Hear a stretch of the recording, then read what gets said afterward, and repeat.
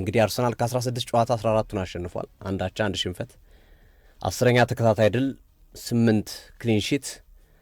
በአውሮፓ ሻምፒዮንስ ሊግ ከ55 ዓመታት በኋላ ለመጀመሪያ ጊዜ በሊግ ደረጃ 4 ተከታታይ ጨዋታዎችን ጎል ሳያስተናግድ በማሸነፍም ታሪክ ሰርቷል። 1999-1970 ሊድስ ዩናይትድ ነበረ 4 ተከታታይ ጨዋታዎችን በአውሮፓ ሻምፒዮንስ ሊግ የእንግሊዝ ፕሪሚየር ሊግ ክለቡ ነው 4 ተከታታይ ጨዋታዎችን ጎል ሳያስተናግድ ያሸነፈው። 55 ዓመታት የቆየ ክብረ ወሰን መስበር የቻሉበትን ሂደትም በትናንትናው ጨዋታ ላይ ተመልክተናል። እንግዲህ አርሰናል ያው ሪከርዶችን አሁን ላይ እንቁላል እንደ መስበር ቀላሉ ሆኖለታል። በጣም በቀላሉ ነው ብዙ ሪኮርዶችን እየሰበረ ያለው። በትናንትናው ጨዋታ ላይ ልዩነት ፈጣሪ የነበሩ በርከት ያሉ ተጫዋቾች ነበሩ። ፒየሮ ኢንካፔ፣ ዴቪድ ራያ፣ ዊሊያም ሳሊባ፣ ሚካኤል ሜሪኖ፣ ማክስ ዶማ እነዚህ ተጫዋቾች በልዩነት ከነበሩት ተጫዋቾች በተጨማሪ ስማቸው ሊነሳ የሚገባ ነው። ዊሊያም ሳሊባን ስናነሳ ትናንት ሳሊባ በአርሰናል ቡድን የተለየ ያጫወት መንገድ ነበር የተሰጠው። እንደምናውቀው በጆሴፕ ፔፕ ጋርዲዮላ ስር ጆን ስቶንስ የተከላካይ መስመር ተጫዋቹን እንጂ አብዛኛውን ጊዜ ከሮድሪ ጎን ሆኖ በማሳለፍ በ2-6 ቁጥር በሚመስል መንገድ የሚጫወቱበትና ስፔሻሊ ባልታቻምናና ከዛ በፊት በነበሩት ዓመታቶች ዋንጫውን ሲያሳኩ የእንግሊዝ ፕሪሚየር ሊግን ሻምፒዮንስ ሊጉንም ሲያሳኩ በጣም ውጤታማ ነበረ። ጆን ስቶንስ በተለይ ብሎ ብሎክ የሚጫወቱ ቡድኖች በአብዛኛው ስለሚገጥሟቸው በአብዛኛው ሲቲን የሚገጥሙ ቡድኖች ስለሚከላከሉ ቁጥር ለመጨመር ጆን ስቶንስ ከተከላካዩ ይወጣና ወደ አማካኙ ገብቶ ለአማካኝ ተጫዋቾች ስፔስ ይሰጣቸዋል። እንደዚሁም የሰው ቁጥር ይጨምርላቸዋል። የሰው ቁጥር እጥረት አያጋጥማቸውም። መሀል ላይ ለመቀባበል የሚያደርጉት ጥረት ላይ ያ ውጤት ያፈራልና ፋይናል ሰርዱ ላይ የተጫዋቹ ቁጥር ይጨምርላል እና ያ በፔፕ ጋርዲዮላ ስር ፕሩቭ ተደርጎ ተሞክሮ ላቦራቶሪ የተሳካ ነው። ጆን ስቶንስ ያደረገው ነገር ውጤታማ ነው። የጆን ስቶንስና ሮድሪ ባለፈው የውድድር ዓመት የሮድሪ መጎዳት የጆን ስቶንስም በተመሳሳይ ወጣ ገባ ማለት አንዱ ለጋርዲዮላ የአለፈው ዓመት ደካማ መሆን እንደ ምክንያትነት ይነሳል። እንደ ምክንያትነት ልታነሳው የምችል ነው። ብዙ ምክንያቶች አሉ፣ የተጫዋቾች ዕድሜ መግፋት ምናምን እያልን፣ ግን ይህም አንዱ ታክቲካሊ የበላይነት ከሚወስዱበት ነጥብ መካከል አንዱ ይሄ ነበረ። ጆን ስቶንስን ከመሃል ተከላካዩ ከሮቢን ዲያስ ጋር በቋሚ 11 እንዲያስገቡትና ግን ውሎ የሚሆነው አማካይ መስመር ላይ ነበር ጆን ስቶንስ። ያው ብዙዎቻችን የምናውቀው ቀላል ማስረዳት ለማድረግ ስለፈለግኩ ነው። የጆን ስቶንስና የሮድሪን ጥምረት በጋርዲዮላ ከአምና በፊት በነበሩት ዓመታቶች ለተመለከቱ ትናንት ለዊሊያም ሳሊባ አሰልጣኝ ሚካኤል አርቴታ የሰጡት ሚና ይገባቸዋል። ዊሊያም ሳሊባ በድፍረት አማካይ መስመሩ ይሄዳል። ጋብርኤል ሳሊባና ራሱ ጋብርኤል በሚጫወቱበት መካከል ያለውን ክፍተት ወይም ስፔስ ለመሸፈን የራሱን ቦታ ላይ አይቆሙም፣ የሳሊባ ቦታም ላይ አይቆሙም፣ መሀል ላይ ሆኖ ነው የሚቆመው ጋብርኤል። ትናንት ተመልክተነው እኮ ቲምበር በተመሳሳይ የሳሊባን ቦታ እንደመሸፈን አድርጎ ነው የሚቆመው። እንደዚህ እንደ ሆሪዞንታል ሆኖ ላይክ ዲያጎናል የሆነ አቋቋም ነው የሚቆመው።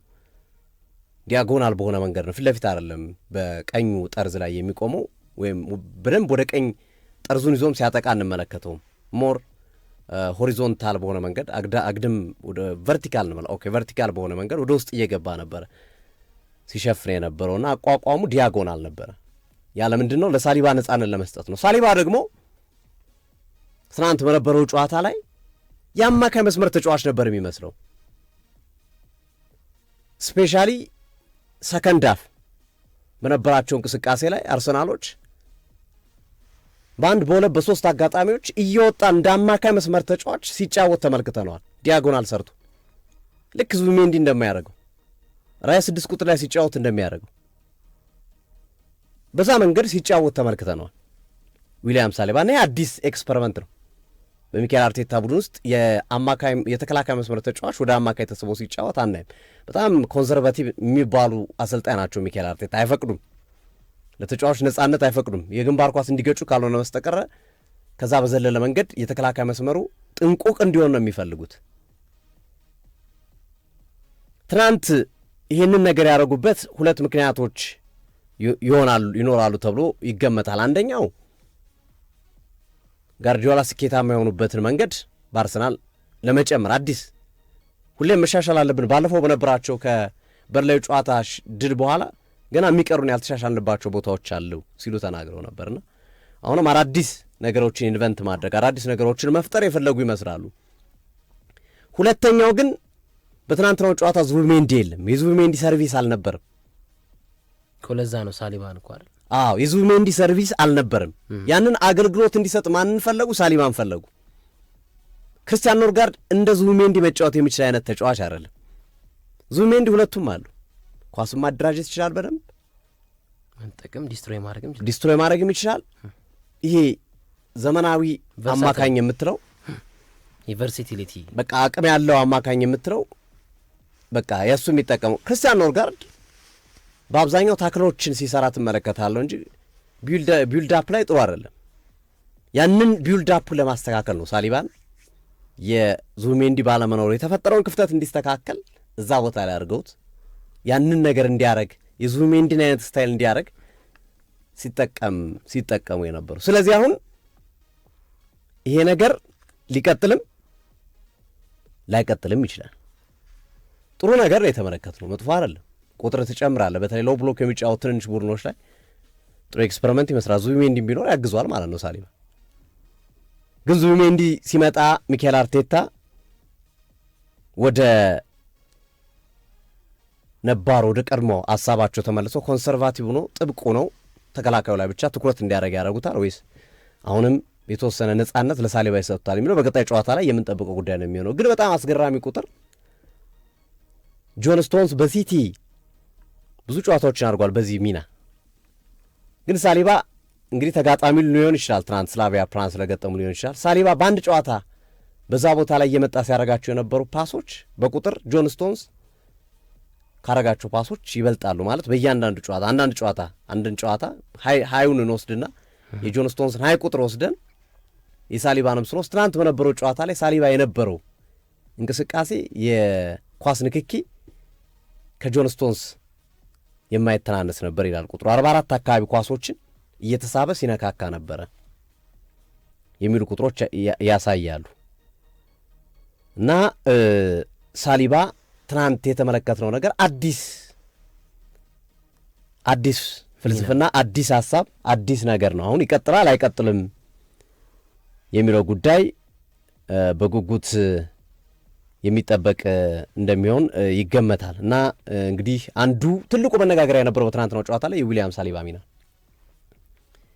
ሳሊባ ሚና በጣም ትልቅ መነጋገሪያ ነበር። ሌላው በትናንትናው ጨዋታ ላይ እዚሁ ከተከላካይ መስመሩ ሳንወጣ ፔሮ ሂንካፔ ቅድም እየተናገርን ነበር መግቢያችን ላይ ብዙ ተጫዋቾች ሪከርድ ሰባብረዋል እያል ነበር። አንዱ ፔሮ ሂንካፔ ነው። ፔሮ ሂንካፔ በአርሰናል ያለፉት 10 ዓመታት ታሪክ ተደርጎ የማይታወቅ ስራ ሰርቷል። 8 ዲዩሎችን ከ8 አሸንፏል። ይሄ በአርሰናል ታሪክ በአንድ ጨዋታ 100% ዲዩሎችን ያሸነፈ የመጀመሪያው ተጫዋች አድርጎታል። በሻምፒዮንስ ሊግ ምሽቶች ገና በመጀመሪያው ጨዋታ ፔሮ ሂንካፔ አዲስ ታሪክ ነው። 3 ፋውሎችን አሸንፏል ወይም ተሰርቶበታል ማለት ነው። 3 ታክል በትክክል ወርዷል። 2 ክሮሶችን አድርጓል። እንደዚሁም 3 ጊዜ የተቃራኒ ቡድን ሳጥን ውስጥ ተገኝቶ ኳስ ተቀብሏል። 3 ጊዜ የተቃራኒ ቡድን ሳጥን ውስጥ አንድም ጊዜ ፋውል አልሰራም። ሌላ ሶሊድ የሆነ ተከላካይ ነው የመጣው። አሁን የእነዚህ ቁጥሮቹ ከካላፊዮሪ ያስበልጠዋል። ምናልባት ካላፊዮሪን ይሄ የሰውነቱን ግዝፈት ፊዚካል አፒራንሱ ጥሩ ስለሆነ ለግዙፍ ስለሆነ ይታያል ሜዳ ውስጥ ትለየዋለህ። ሂንካፔ ትንሽ በሰውነት ዝቅ ይላል፣ ግን በጨዋታ ላይ ያደረገው እንቅስቃሴ ግን ሌላ አዲስ ዳይሜንሽን ነው ለአርሰናል ቡድን የሰጠው። ሌላ አዲስ ዳይሜንሽን ነው የሰጣቸው። ዲዩሎቹ በሙሉ 100% ናቸው። ካላፊዮሪ እስካሁን ባረጋቸው ጨዋታዎች 100% ዲዩል አላሳይም። በሁሉም ጨዋታዎች በዚህ ዓመትም ባረጋቸው በዚያውም በምርጥ አቋሙ ላይ ተገኝቶ ያው ደካማ ቡድን ስለሆነ በአንጻራዊነት እሱ ነው እንደ ምክንያትነት ልናነሳ የምንችለው እንጂ ፔሮ ሂንካፔ እንግዲህ አዲስ ታሪክ በመስራት ነው ቡድኑ በመጀመሪያው ጨዋታ ድንቅ ታሪክ የሰራበት ምሽቱ ነው ያመሸበትን ሂደት የተመለከት ነው። ዴቪድ ራያ በአርሰናል ታሪክ እንዲሁ ታሪክ የሰራ ተጫዋች ነው። በ110 ጨዋታ 50 ክሊንሺት አስመዝግቧል። በአርሰናል እግር ኳስ ታሪክ እንግዲህ ትልልቅ ግብ ጠባቂዎችን ተመልክተናል። ነሲማን፣ ሌማን እና በርካቶችም ማለት ነው። ግን በእነዚህ ታሪኮች ሁሉ ውስጥ ዴቪድ ራያ ቀዳሚ ሆኗል። በጥቂት ጨዋታዎች 50 ክሊንሺት ላይ በመድረስ ዴቪድ ራያ ቀዳሚ ተጫዋች ሆኗል። ይህም ሌላ አዲስ ነገር ነው፣ ታሪክ ነው። ሌላ አዲስ ነገር ነው። ሌላ አዲስ ነገር የተመለከትንበትን ሂደት እንመለከታለን። ሚካኤል ሜሪኖ እንግዲህ ትናንት ሌላው አነጋጋሪ የነበረ ተጫዋች ነው። ሚካኤል ሜሪኖ ሬቲንጉ 9 ነው፣ 9.0 ነው የተሰጠው። ይሄ ተጫዋች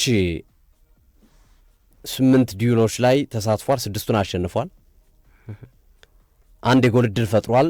6 ጊዜ የተቃራኒ ቡድን እንቅስቃሴን ገጥቷል። በመከላከል 2 ጎሎችን አስቆጥሯል። ሚካኤል ሜሪኖ በነገራችን ላይ በዘንድሮው ውድድር ዓመት እየተቀየረ ነው የሚገባው። አርሰናል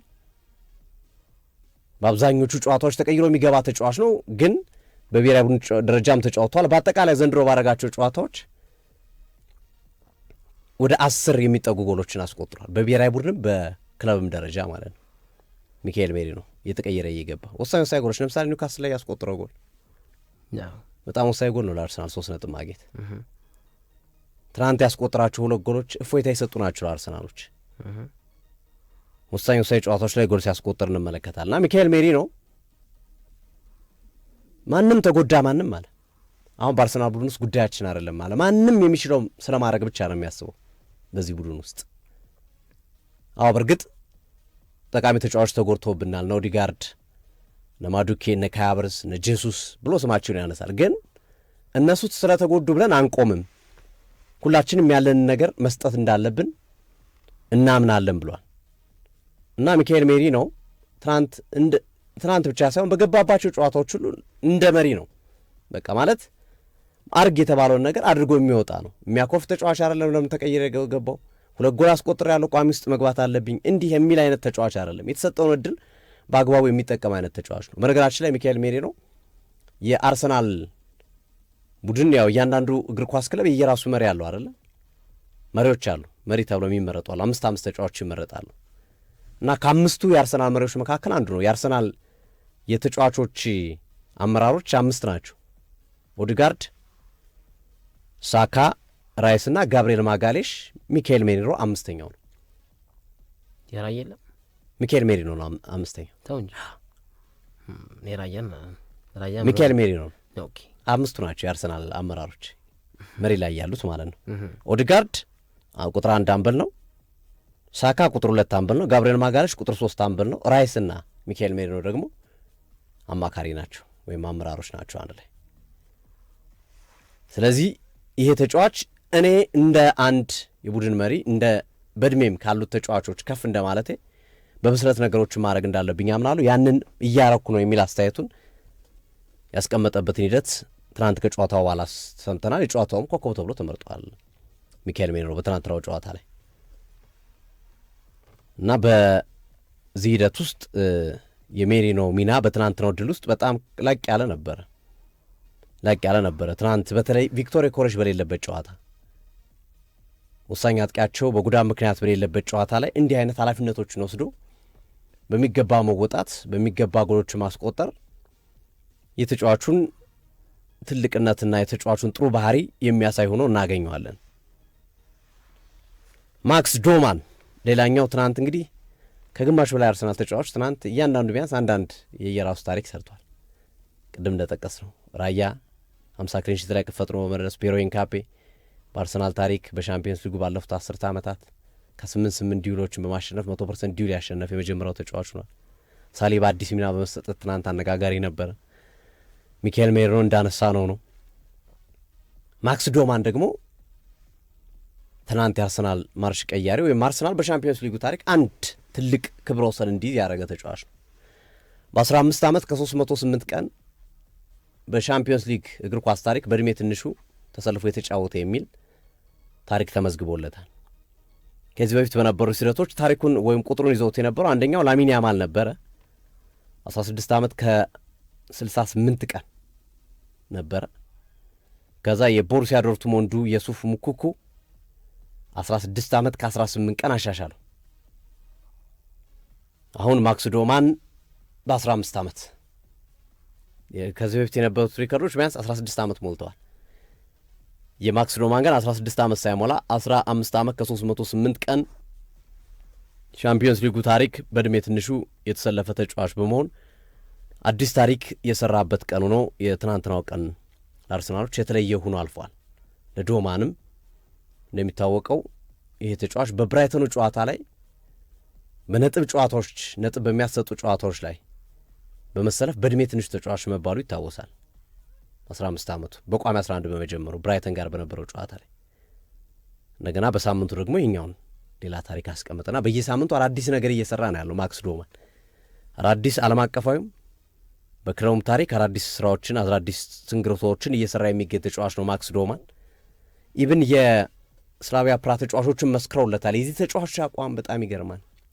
14 ዓመት ልጅ አይመስልም። 3-4 ፋውል ሰርቶበታል። የገባው እኮ 15-20 ደቂቃ ነው የተጫወተው፣ ግን 3-4 ፋውል ተሰርቶበታል። በቃ ለመቆጣጠር በጣም አስቸጋሪ ተጫዋች ነው ያሉ። ሳካ ይሻለን ነበረ ነው ያሉ። በዛ ቦታ ላይ ተጫወት የነበረው ተጫዋች ሳካ ይሻል ነበር።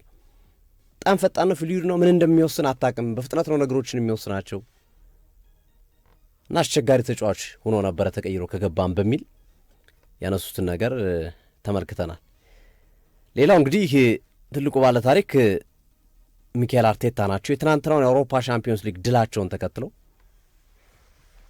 ያው ይመዘገባል እነ ኦፕታ ቁጥሮችን ያወጡ አይደል?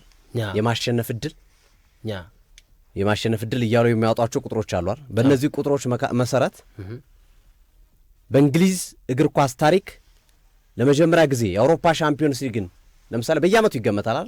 ከሌ ክለብ ይሄን ያለ ማንሳት እድሉ ከሌ ክለብ እየተባለ ይቀመጣል። አርቴታ በእንግሊዝ ታሪክ አዲስ ክብረ ወሰን ሰብረዋል። 64% አንድ ቡድን ተቀምጦ አያውቅም ዋንጫ ወስዳል ተብሎ የሻምፒዮንስ ሊጉ 64% እድል ተሰጥቶት አያውቅም። እና ሚካኤል አርቴታ 64% የአውሮፓ ሻምፒዮንስ ሊግ የማግኘት እድል በማግኘት እስካሁን ከተሰጡት ግምቶች ከፍተኛውን ቁጥር ስኮር ያደረጉት ሚካኤል አርቴታና ቡድናቸው ነው። ስለዚህ የትናንትናው ድል 3 ነጥብና 3 ጎል ብቻ ሳይሆን ብዙ ታሪኮችና ብዙ ደማቅ ታምሮች የተሰሩበት ምሽቱ ነው ያለፉበት እንደሆነ መናገር ይቻላልና የሚቀጥሉ ይመስላሉ። ቅዳሜ ምሽት ከሰንደርላንድ ጋር ጨዋታ አላቸው። ያንን ጨዋታ በክሊንሺት ማሸነፍ የሚችሉ ከሆነ በእንግሊዝ እግር ኳስ ታሪክ ለመጀመሪያ ጊዜ 9 ጨዋታዎችን በተከታታይ ክሊንሺት ያስመዘገበ ቡድን ይሆናል።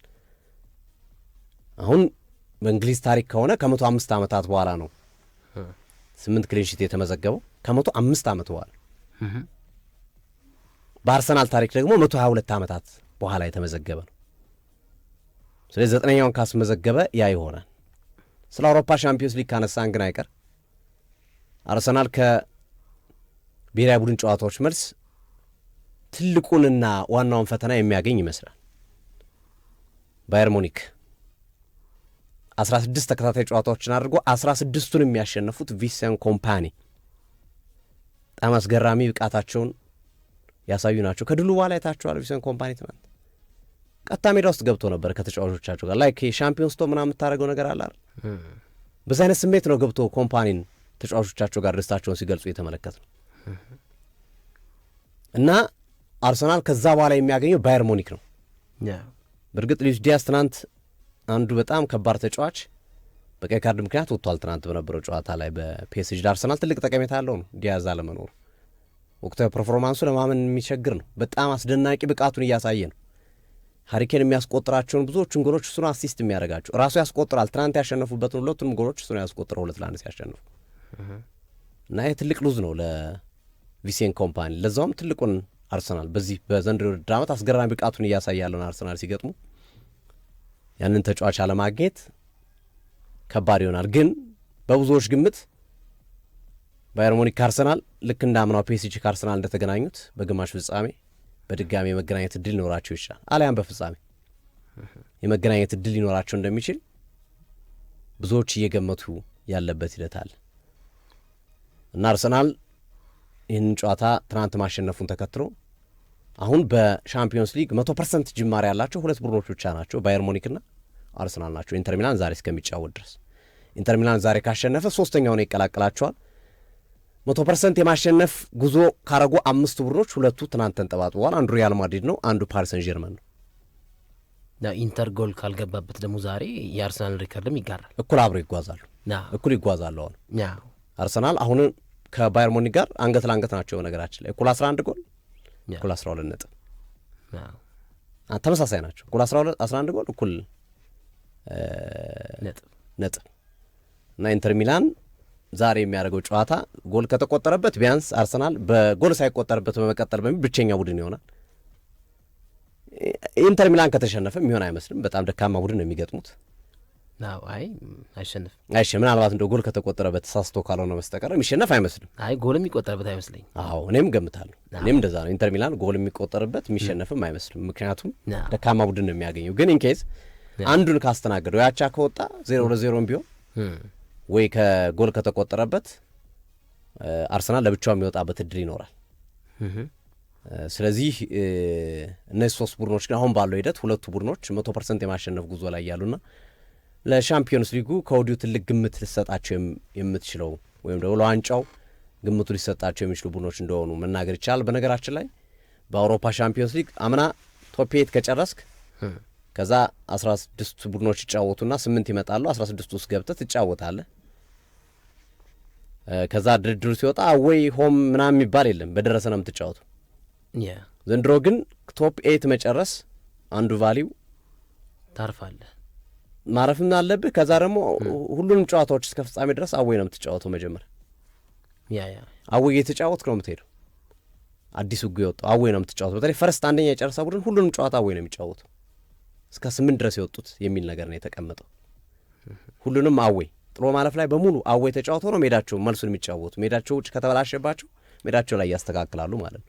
እንዲህ አይነት አድቫንቴጅ ቶፕ 8 ለሚጨርሱት እና የመጀመሪያ ሆኖ ለሚያጠናቀው ቡድን ይፈቀዳል። ከዚህ አንጻር ያንን ተጠቃሚነት ለማግኘት ገንዘቡም ቀላል አይደለም። አንደኛ መውጣትና ሁለተኛ መውጣት ልዩነት አለው። ነገራችን ላይ አንደኛ መውጣትና 8ኛ መውጣትም ገንዘቡ በጣም የከፍተኛ ልዩነት አለው።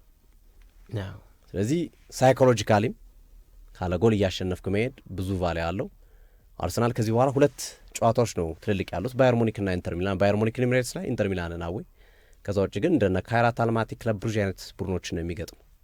ስለዚህ ሞሮለስ አርሰናል ወደ ቀጣዩ ዙር የማለፉን ጉዳይ ከወዲሁ መንገዱን በደንብ ያስተካከለ ቡድን ይመስላል። አሉቴ ሶፊዬ አመሰግናለሁ። አብዛኞቹ ነጥቦች በአንተ በኩል ተነስተዋል፣ ግን ረሳህብኝ ዋናውን ሰው ደግሞ የሁሉንም ሪከርዶች የሁሉም ተጫዋቾች ሚና ካላቸው ብቃት ጋር ካላቸው ቁጥራዊ ስታት ጋር ለአድማጮችም ለእኔም እያጋራ ነበርና ዋናውን ደግሞ ቁልፉን ተጫዋች ደግሞ ዘነጋብኝ። ቡካዮ ሳካ ጥቁሩ አልማዝ። እኔ በጣም በአርሰናል ቤት ከመወዳቸው ተጫዋቾች መካከል ሳካ አንዱ ነው። የእንግሊዝ ብሔራዊ ቡድን ደጋፊነት ላይም ደግሞ ከምጠቅሰው በጣም አይነኬው ተጫዋች ሳካ ነውና ሳካም ሌላ ሪከርድ አስመዝግበዋል ትላንትና። ሳካም በተከታታይ በ4 ቻምፒዮንስ ሊግ ጨዋታዎች ላይ በአርሰናል የመድረኩ ጉዞ ጨዋታዎች ላይ ጎል ያስቆጠረ ተጫዋች ሆኗል። በአዌ አፒራንስ ከሜዳ ውጭ በተደረጉ አዲስ ታሪክ ነው። ይህን ማንም አላሳካውም። አሁንም ጥቁሩ አልማዝ የወሰደው ማዕረግ ነው። በ4 ተከታታይ ከሜዳ ውጭ ጨዋታዎች ላይ ሳካ ጎልና መረብን አዋህዷል። ሌላም አለ ከሳካ ጋር በተገናኘ ትላንት በጣም እየለጠጠ ሲጫወት ድጋሜ እየሰበረ ሲጫወት፣ በእርግጥ ተጋጣሚው ይሁን እሺ ስላቨን ብራግ፣ ግን ሳካ ደግሞ በእግር ኳስ ኬሪየሩ ያላደረገውን ቁጥር ትላንት ጽፏል። አሁን ቅድም የጠቀስኩት ሌላ መረጃ ነው። 4 ጎሎችን በተከታታይ አርሰናል ከሜዳ ውጪ ሲጫወት ጎልን ከመረብ ጋር አዋህዷል። this is the first record። ይሄ የመጀመሪያ ሪከርዱ። ግን ሳካ እስካሁን በኤፍኤ ካፕም በእንግሊዝ ፕሪሚየር ሊግም በቻምፒዮንስ ሊግም በካራቦ ካፕም አርሰናል በገጠመባቸው ክለቦች ላይ ያላሳካውን ሪከርድ ትላንት አሳክቷል። ምንድን ያደረገው? የሙከራቸው ሙከራዎች ናቸው። ጥቁሩ አልማዝ በእግር ኳስ ሕይወቱ ታሪክ ይላል የመረጃ ምንጩ። በእግር ኳስ ታሪኩ የሳካ ታሪክ እግር ኳስ ታሪክ ውስጥ ትላንት 6 ሙከራዎችን የሞከረው ከ6ቱ ሙከራዎች 5ቱ ኢላማቸውን የጠበቁ ነበሩ። ዊችዝ ይሄ በእግር ኳስ ኬሪየሩ ያላስመዘገበው ሪከርድ ደግሞም ትልቁ መድረክ ላይ መሆኑ አሁን ይሄ እንደነ ግሪምስፒ አይነት ወይም ደግሞ እንደነ ኮቨንተሪ የመሳሰሉ የኤፍኤ ካፕ ጨዋታዎች ላይ ቢሆን አይ ብዙም ላትሰጠው ትችላል ትኩረት። ግን መድረኩ አውሮፓ ቻምፒየንስ ሊግ ላይ ነው። በዚህ መድረክ ላይ ጎል አስቆጥረዋል። ፕላስ 6 ሙከራዎችን አድርገዋል። ከ6ቱ ሙከራዎች ደግሞ 5ቱ ኢላማቸውን የጠበቁ ነበሩ። ይህ ማለት ቡካዮ ሳካ በእግር ኳስ ሕይወቱ ታሪክ የትኛውም ክለብ ላይ አርሰናል ሲጫወት እንደዚህ አይነት ሙከራ ሞክሮ አያውቅም። ፈርስት ይሄ ሌላ አዲሽናል ፓኬጅ ነው ለአርሰናል ጥንካሬውን ማነሳ። ግን እንደ እኔ ምልከታ ደግሞ ያው የአርሰናል ደጋፊዎች ቢዋጥላችሁም የኔ ምልከታ የአንዳንድ የስታቲስቲክስ ኩባንያዎችን ምልከታ ምንድን ነው የመጀመሪያዎቹ 20 ደቂቃዎች ላይ ትላንትና ተቸግረው ነበር አርሰናል። በእርግጥ የነ ኦዲጋርድ አለመኖር የነ ቪክቶር ኮሪሽ አለመኖር ሊሆን ይችላል፣ አዌ ማች መሆኑ ሊሆን ይችላል። ግን የመጀመሪያዎቹ 20 ደቂቃዎች ላይ ስላቨን ብራህ የነበራቸው የመከላከል ከኃይል ጋር የተቀናጀ ብቃት ፕሬሲንግ በመጀመሪያዎቹ 20 ደቂቃዎች ላይ ለአርሰናል ማነቅ ሆኖበት ነበር። ወደድንም ጠላንም ይሄ ሚካር ነገር አይደለም እና ኢቭን እኮ የስላቨን ብራህ ተጫዋቾች የአርሰናልን ተጫዋቾች ለመጉዳት ራሱ እስኪመስል ድረስ በጣም ኃይል የተቀላቀለ የጨዋታ መንገድ ሲከተሉ ተመልክተናል። በመጀመሪያዎቹ 20 ደቂቃዎች ላይ በጣም አግሬሲቭ ነበሩ። ፕሬሲንጋቸው በጣም ከፍተኛ ነበሩ እና ከፊዚካል ፉትቦል ጋር በተገናኘ ይመስላል የጨዋታ መንገዳቸውና እንደዚህ አይነት ጨዋታዎች ላይስ ሌሎች ተጋጣሚዎችስ በ90 ደቂቃ አሁን ትናንትና ስላቨን ብራህ 20 ደቂቃ ነው እንደዛ አርሰናል ለመፈተን ሙከራ ያደረገው። ከዛ መቀጠል አልቻለም፣ ተሰበረበት። ግን ሌሎች ደግሞ እንደነ ኢንተር ሚላን አይነት በጣም ጠጣር ጎል አልቆጠር የሚልባቸው ክለቦች በእንደዚህ አይነት 90 ደቂቃ የሚሄዱ ከሆነ የአርሰናልስ የጨዋታ መንገድ የሚል ጥያቄ እንዲነሳ አድርጓል። ይሄ የመጀመሪያዎቹ 20 ደቂቃዎች ላይ ነው። ያው ብዙ ጊዜ እግር ኳስን የተመለከቱ ስፖርት አዋቂያን በረጅም ዓመት እግር ኳስን የተመለከቱ ሰዎች እኔም ጨምሮ ለምሳሌ የመጀመሪያዎቹ 10፣ 5 እና 20 ደቂቃዎች እንዲያልፈኝ አልፈልግም። አንድ ክለብ ሲጫወት ፎርካስት ለማድረግ የጨዋታ ዘይቤው ምን አይነት ነው፣ ምን አይነት ነገር ይዞ መጣ፣ በምን አይነት ኢንቴንሲቲ ይቀጥላል የሚለውን ነገር ለመመልከትና ፎርካስት ለማድረግ የመጀመሪያዎቹ 15 እና 20 ደቂቃዎች መጠኛኛ ነው፣ ሰዓት ነው። የክለቦች ምን አይነት ካራክተሪስቲክስ አለው ያ ክለብ መገለጫው ምንድን ነው የሚለውን ነገር ለመለየት ማለት ነው። እና ይሄ ሀሳብ የመነጨው ትላንትና አርሰናል የመጀመሪያዎቹ 20 ደቂቃዎች ላይ ተቸግሮ ነበር። ፕሬስ ተደርጓል። በጣም ኃይል የተቀላቀለበት የጨዋታ መንገድ፣ ልጆቻቸውን ለመጉዳት ፋውሎች ነበሩት፣ ፊሽካ ይነፋ ነበር። እንዴ ትላለ ፌር ታረጋለ በመጀመሪያዎቹ 15 እና 20 ደቂቃዎች ላይ። ግን ከዛ በኋላ ደግሞ አንደኛ ክለቡ አርሰናል ነው በጣም ትልቅ ዊኒንግ ሜንታሊቲ አለ፣ ሞቲቬሽን ላይ አለ። ጎል እንዳይቆጠርብኝ ሳይሆን እያለ ወደ ሜዳ የሚገባው ኦን ታርጌት እንዳይሞከርብኝ እያለ የሚገባ ክለብ ነው። እንዲሁም ትላንት የቤንጃሚን ዋይትን እኮ ኢንሲደንት ስንመለከት አርሰናል እየመራም ቢሆን እኮ ክብራን አድማጮች እንዴ ሊሞከርበት ነው እንዲሁም ታርጌት የሚል ጭንቆችን ትመለከታለህ እኮ ሊገባበት ነው እየመራ እኮ ነው እኮ። ይሄ በአርሰናል ዘመን ላይ እንግዲህ አዲስ ነገር ነው። ጎል ከማስተናገድ ጭራሽ አልፎ እንዳይሞከርበት የሚጓጓጋ ደጋፊ ተጫዋች ነው እና በቪኤአር ነው የታየው አይደል? የቤን ዋይት ኢንሲደንት አያሰጥም ጥያቄ የለውም። እንደማያሰጥ እኛም አይተነዋል እና ደስ የሚል ነገር ነው። ግን ባለፈውም ከትላንት በስቲያ በነበረን ፕሮግራም ገልጬዋለሁ። የአርሰናል ትክክለኛ የቤት ስራ የሚጀምረው አሁን ነው። ደግሞ ጋብ ብሎለት ነበር ማንቸስተር ዩናይትድን፣ ሊቨርፑልን፣ ሲቲን ሲገጥም በቃ ያም ሆነ ተወጥቷል ኃላፊነቱ። ከዛ ጋብ ብሎለት ነበር። አሁን ደግሞ እንደገና ያገረሽና ትልልቅ ጨዋታዎችን ያስተናግዳል። እነ ግራኒት ዣካ ሰንደርላንድ በቅዳሜው ጨዋታ በቀላሉ እጅ አይሰጡም። ባየር ሙኒክ እንደሆነ አይተናል። ቼልሲ፣ ብሬንትፎርድ፣ አስቶን ቪላ፣ ክሪስታል ፓላስ፣ ቶትንሃም እነዚህ ሁሉ በቀጣዮቹ የአርሰናል ፊክስቸሮች ናቸው። እኔ ይሸነፋል አርሰናል እያልኩ አይደል፣ ግን በደንብ ደግሞ የማይክል አርቴታን ብቃት የተጫዋቾቹን ስነ ልቦና ምናይባቸው ምንገመገምባቸው ጨዋታዎች ይሆናሉ። እንደ ሊድስ ዩናይትድ ጨዋታ ወይም እንደ በርንሌ ጨዋታ ባየር ሙኒክን ያሸንፋል አትልም፣ ወይም ሰንደርላንድን ያሸንፋል አትልም። እና ልናየው እንችላለን በደንብ በቃ ተፈትኖ ሊያሸንፍ የሚችልበት ሊያስመሰክር የደጋፊን አፍ ሊያስይዝ የሚችልባቸው ጨዋታዎች ደግሞ አሉ። ይሄ ኤግዚት ኤግዛም ብለው የአርሰናል ኤግዚት ኤግዛም እየመጣ ነው። በተለይ ቀጣዮቹ 3 ጨዋታዎች ወሳኝ ናቸው። ከብሔራዊ ቡድን ረፍት በኋላ ቶተናምን፣ ባየር ሙኒክና ቼልሲን የሚያገኝባቸው ጨዋታዎች ወሳኝ ጨዋታዎች ይሆናሉ ተብሎ ይገመታል። እነዚህ ጨዋታዎች ላይ ድል የሚቀናጭ ከሆነ በሶስቱም ጨዋታዎች የአርሰናል ጉዞ ማቆሚያ አይኖረውም ወደሚባለው ደረጃ መድረስ የሚችልበት ሂደት ሊፈጠር ይችላል እና ሚኬል አርቴታም አሁን አሉት ያነሳውን ነገር ነው ያሉ። ሪከርዶችን ሰብረናል፣ ያስደስታል። ግን ሪከርዶች አይደሉም እነዚህ የምላቸው የአእምሮ ጥንካሬያችን ነው የሚያሳየው። አእምሮአችን ካለፉት ጊዜያቶች እየጠነከረ መምጣቱን ማሳያ ነው። ያንዳንዱ ቁጥር ዝም ብሎ የመጣ አይደለም፣ በልፋትና በድካም የመጣ ነው። ይህንን ግን ከዚህ በላይም በሚቀጥሉ ጨዋታዎች መግለጽ አለብን ሲሉ ሚኬል አርቴታ ተናግረዋል። ይህ ሁሉ ነገር ግን እያደረጉ ያሉት በትንሹ 3 እና 4 ተጫዋቾችን ያውም ቁልፍ የአጥቂ መስመር ተጫዋቾችን በሌሉበት እንደዚህ ታሪኮች እየሰሩ ያሉትና አሁን በሚቀጥለው ጥቅምት በሚቀጥለው ህዳር ከብሔራዊ ቡድን ጨዋታዎች መልስ ሁሉም ይመለሳሉ። ካያበርዝ ይመለሳል፣ ኦዴጋርድ ይመለሳል፣ ማዱኪ ይመለሳል፣ ማርቲኔሊ ይመለሳል፣ ቪክቶር ኮረሽ ይመለሳል። ከጋብርኤል ጀሱስ ውጭ ያሉት ተጫዋቾች በሙሉ ከብሔራዊ ቡድን ከህዳር የብሔራዊ ቡድን ረፍት በኋላ ይመለሳሉ። ይሄ ሌላ ዳይናሚዝም ለቡድኑ የሚሰጥና ይበልጥ ሚኬል አርቴታን ስራቸውን ቀላል ሊያደርግላቸው የሚችል ቀላል ማለት ለተጋጣሚዎቻቸው በየትኛው ሁኔታ ማዳከም አለብኝ የሚለውን ለማየት የሚጠቅም ትናንት አሁን ኢታናዋሪን አስወጥቶ ኢዜን ሲያስገቡ ቡድኑ ምን ያህል ልዩነት እንዳለው ተመልክተነዋል። እና የተጫዋቾች መኖር ጥልቀት መብዛት አንደኛ ኮምፒቴሽኑን ከፍ ያደርግልሃል፣ ልምምድ ላይ ያለውን ኮምፒቴሽን፣ ሁለተኛ ጨዋታ ላይ የተለየ ነገር ማሳየት ይችላሉና እሱም አንዱ ልክ በጨዋታዎች እንደምንፈራው ሁሉ ቀጣዮች ጨዋታዎች አስቸጋሪ ጨዋታዎች አሉት እንደምንለው ተጫዋቾችን በአግባቡ አገግመው የሚመጡለት ከሆነም እሱም በትልቁ ሊጠቅሙት እንደሚችሉ መናገር ይቻላል የሚለውን ሀሳብ ለማስቀመጥ ያለው